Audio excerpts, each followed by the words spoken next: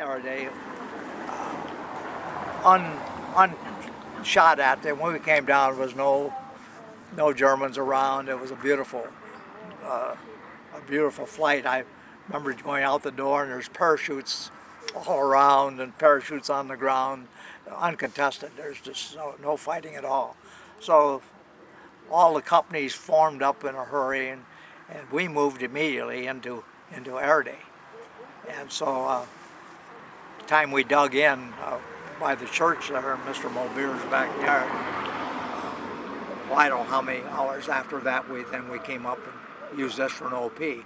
Now some outfits used the church for an observation post, but it didn't take long that the steeple of the church was knocked off, and it was an obvious target, as the windmill was too. But the windmill was a little more sturdy.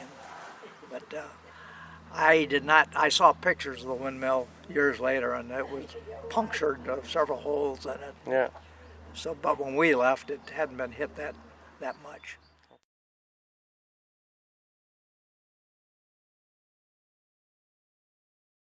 But in this windmill, on the 8th of, or the 18th of September, it was the first time we made contact with the Germans, and we used this as an OP.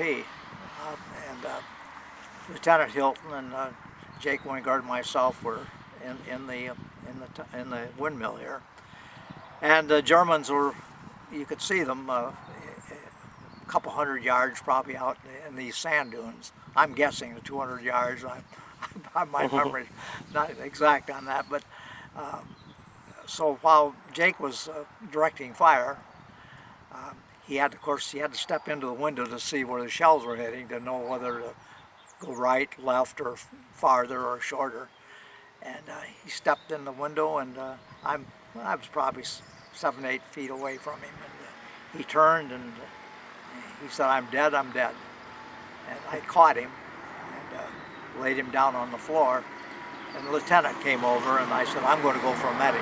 So I came out of this windmill and went that direction, yelling, "Medic, medic." I searched for a medic probably 5-10 minutes and couldn't find one. So I came back at the windmill then, and when I went to where Jake was, Lieutenant Hilton said, "He's gone." He said, "He's dead." And, he said, "Let's get out of here." So we left his body here. We didn't attempt to take him out. So we went back to our platoon area. And, as we were going back, one of the infantry lieutenants said to Hilton, "Why don't you bring your men up here to help and fight?" And Hilton said, "Tomorrow's another day." So he didn't commit our platoon. There was no need for it. They held the Germans off. That was really the only real severe attack right here that the Germans made. And then after we left here, we went up to the Hedron and Driel area on this side of the Rhine. Okay. That's the end of my story there.